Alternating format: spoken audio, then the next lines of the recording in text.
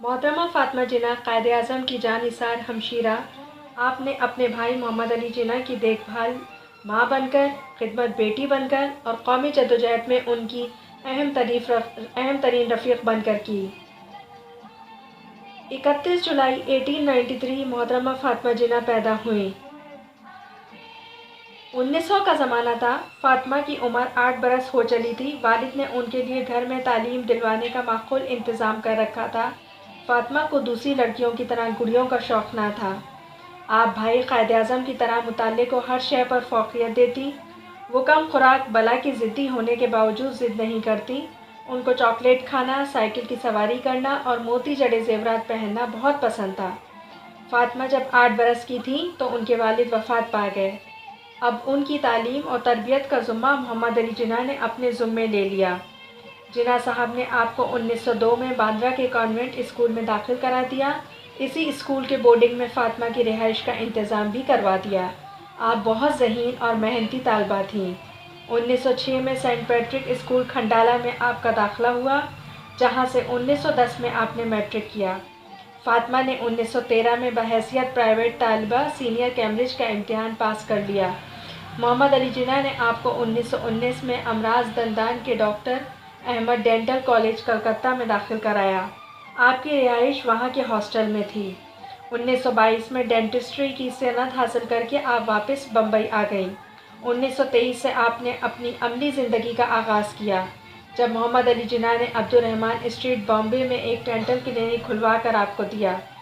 6-7 سال آپ انتہائی دلچسپی کے ساتھ اس خدمات کو سر انجام دیتی رہیں۔ اس عرصے کے دوران آپ روزانہ میونسپل کلینک میں بھی جاتی اور بلا معاوضہ غریبوں کا علاج کرتیں۔ 1929 میں قائد اعظم کی اہلیہ رتی جناح کے انتقال کے بعد بہن فاطمہ نے بھائی کے اکیلے پن کو محسوس کرتے ہوئے فوراً کلینک بند کر کے بھائی کے پاس آ گئیں اور اس طرح انہوں نے بھائی کو گھریلو مصروفیات سے بالکل بے نیاز کر دیا۔ وہ ایک شفیق بہن کی طرح ان کی دیکھ بھال کرتیں۔ غرض یہ کہ قائد کی زندگی کے تمام معمولات آپ ترتیب دیتیں، جن کی پابندی کا آپ پورا خیال رکھتیں، جس سے آپ کا مقصد بھائی کی صحت اور ان کے مشن کی کامیابی تھا۔ اپنی نگرانی میں خانساماؤں سے بھائی کی پسند ناپسند کا صاف ستھرا کھانا تیار کرواتی۔ ملک کے بڑے سیاسی رہنماؤں، انگریزوں اور ہندوؤں کے تمام لیڈروں سے جناح صاحب کی ملاقاتیں ہوتی تو فاطمہ بھی ان کے ہمراہ ہوتیں، جس سے دوران گفتگو آپ کو بہت کچھ سیکھنے کا موقع ملتا، اور جن اجلاسوں میں آپ نہ ہوتیں تو ان کی روایات محمد علی جناح آپ کو سناتے۔ وہ انہیں ہندوستانی سیاست سے آگاہ رکھتے۔ فاطمہ جناح بحیثیت ایک قابل اعتماد رفیق قائد اعظم کی حوصلہ افزائی بھی کرتیں اور مفید مشورے بھی دیتیں۔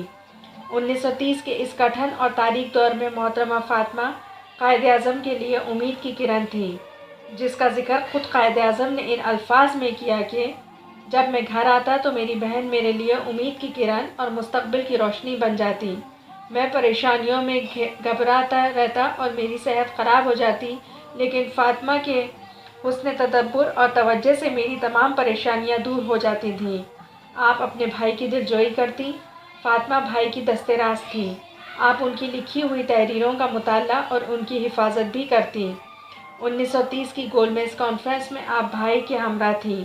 انگلستان میں قیام کے دوران فاطمہ کو یہاں کے سیاسی، سماجی اور تعلیمی مسائل سمجھنے کا بھرپور موقع ملا۔ قائد اعظم کی تحریک آزادی کی جدوجہد میں بہن فاطمہ شانہ بشانہ شامل رہیں۔ بقول محترمہ فاطمہ، ملکی سیاست سے مجھے ویسے بھی بڑی دلچسپی تھی، کیونکہ قائد اعظم کے ساتھ رہ کر سیاست سے دور رہنا میرے لیے ممکن نہ تھا۔ چنانچہ میں قائد اعظم کے دوش بدوش پورے انہماک کے ساتھ سیاسی سرگرمیوں میں حصہ لیتی تھی، اور اس طرح بھائی کی تحریک کو کامیاب بنانے کے لیے فاطمہ مسلم خواتین کو بیدار کرنے اور میدان عمل میں لانے کی ذمہ داری لے لی، کیونکہ قائد اعظم کا خیال تھا کہ عورتوں کے تعاون کے بغیر کوئی قوم ترقی نہیں کر سکتی۔ اگر مسلم خواتین اپنے مردوں کو اس طرح تقویت پہنچائیں جس طرح انہوں نے عہد رسالت میں تقویت پہنچائی، تو ہم بہت جلد اپنے منزل مقصود کو پا لیں گے۔ قائد اعظم کے پیغام کو خواتین تک پہنچانے کے لیے فاطمہ نے جناح کے ساتھ ملک کے کونے کونے کو چھان مارا اور تحریک نسواں کو تیز اور منظم کیا۔ وہ دشوار گزار اور دور دراز تنگ و تاریک گلیوں میں پیدل چل کر وہ خواتین کے جلسوں اور جلوسوں کی صدارت فرماتیں اور خطاب کرتی تاکہ مسلم لیگ مضبوط ہو۔ ان اجتماعات میں جہاں فاطمہ جناح قائد اعظم اور مسلم لیگ کے لائحہ عمل سے آگاہی دیتی، وہاں انہیں نصیحت بھی فرماتی کہ وہ مردوں کے دوش بدوش مسلم ہندوستان کے روشن مستقبل کے لیے اپنا کامل حق ادا کریں۔ مسلم بہنوں کی حوصلہ افزائی کرتیں اور ان کی بہترین کارکردگی پر انہیں خراج تحسین پیش کرتیں۔ ان اکابرین کی سوچ میں یہ بات بھی تھی کہ یہ خواتین ہی ہوتی ہیں جو عمدگی کے ساتھ قومی ترقی کے ان شعبوں کو مستحکم کر سکتی ہیں جن کا تعلق عوام کی اقتصادی، سماجی اور تعلیمی سرگرمیوں سے ہو، اور اس طرح مادر ملت نے مسلم خواتین کے سیاسی شعور کو بیدار کیا۔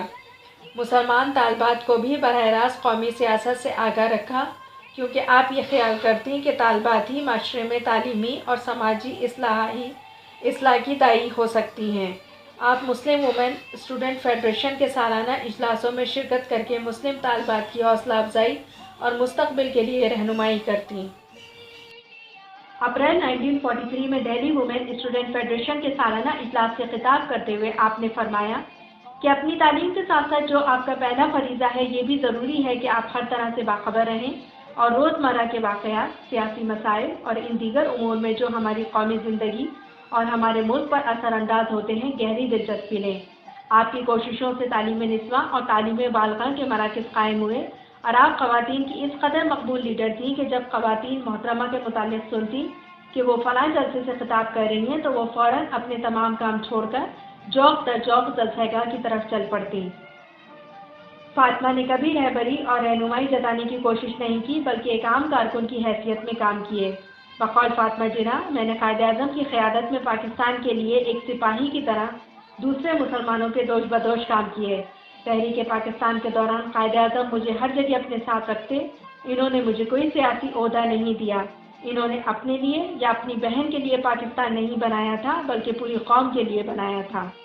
مختصر یہ کہ اگر فاطمہ جناح قائد اعظم کی رفیق کار نہ ہوتی تو شاید قائد اعظم بہت پہلے خرابی صحت اور تحریک پاکستان کی ہنگامہ خیز سیاسی جنگ کے کٹھن مراحل میں ہی چل بسے ہوتے اور پاکستان کا خواب ہی رہتا۔ محترمہ فاطمہ نے بھی مسلمانان ہند کی سیاسی جدوجہد میں حصہ لینا شروع کر دیا تھا۔ اس زمانے میں موجودہ دور کی طرح سیاست کوئی پیشہ نہیں تھی، بلکہ رہنما صرف آزادی حق کے لیے اپنی کوششیں اور صلاحیتوں کو بروئے کار لاتے۔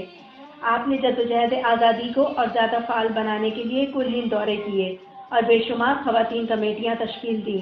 آپ نے خواتین مسلم لیگ کے ہزاروں اجتماعات سے خطاب کیا۔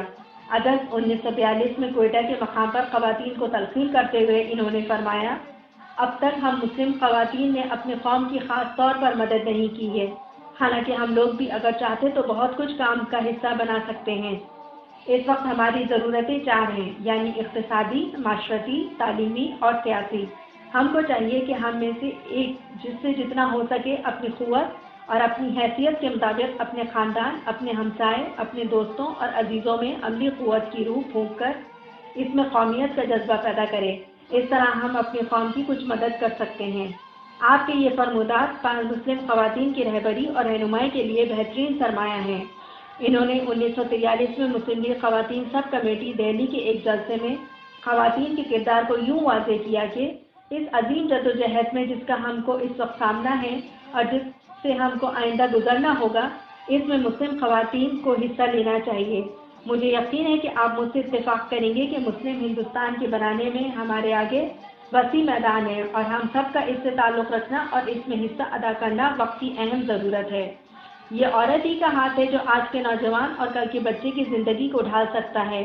یہ عورت ہی کا ہاتھ ہے جو عمدگی اور کامیابی کے ساتھ قومی ترقی کے ان شعبوں کو مستحکم کر سکتا ہے۔ آئیے سیاسی طور پر بھی ہم کوشش کریں کہ آل انڈیا مسلم لیگ کو تقویت دیں اور اس کو مضبوط اور مستحکم بنائیں، کیونکہ مسلم لیگ ہی مسلمانان ہند کی واحد مقتدر اور نمائندہ ادارہ ہے۔ ہم کوشش کریں کہ اپنے عوام میں جماعتی اسپرٹ پیدا کریں اور ان رہنماؤں کی وفادارانہ اطاعت کرنا سیکھیں جن کو ہم اپنا رہنما مانتے ہیں۔ قائد اعظم کی وفات کے بعد مادر ملت نے کسی عہدے یا لالچ کے بغیر اپنی مخلصانہ کوشش تعمیر وطن کے لیے جاری رکھی۔ 27 ستمبر 1948 کو ریڈیو کراچی سے خطاب کرتے ہوئے محترمہ فاطمہ جناح نے قوم سے وعدہ کیا کہ جس طرح قائد کی زندگی میں قوم کی خدمت کرتی رہی ہوں، اسی طرح ان کے انتقال کے بعد بھی پاکستان کی تعمیر کے لیے جو ان کا دلی مقصد تھا، اپنی خدمات جاری رکھوں گی۔ آپ اس مقصد عزیز کو لے کر میدان عمل میں نکلیں اور ملک و ملت کی رہنمائی کے لیے قومی تہواروں پر قوم کو اپنے قائدانہ اقوال سے روشناس کراتی۔ سیاسی قائدین مختلف قومی امور میں ان سے صلاح مشورے کرتے رہتے۔ وہ ملکی سیاسی حالات پر کڑی نظر رکھتی اور جہاں ضروری سمجھتی کہ ملک کے خلاف سازش ہو رہی ہے تو ملک کی بڑی بڑی شخصیت ان کی تنقید سے بچ نہ پاتے۔ دورہ اقتدار کسی کا بھی ہو، فاطمہ جناح ہر دور اور ہر عہد میں عوام کی رہنمائی پوری صاف گوئی اور اخلاقی جرأت سے اپنی وفات تک کرتی رہیں۔ آپ کی شخصیت دوسروں کے لیے مشعل راہ تھی۔ انہوں نے قیام پاکستان سے قبل اور اس کے بعد گراں قدر خدمات انجام دیں۔ وہ زندگی بھر اپنے اصولوں پر قائم رہیں اور آپ کی عظمت کا راز بھی آپ کی اصول پسندی میں مضمر تھا۔ انہوں نے عوام کے دلوں میں صبر و ہمت، عزم و استقلال اور حب الوطنی کی شمع روشن کی۔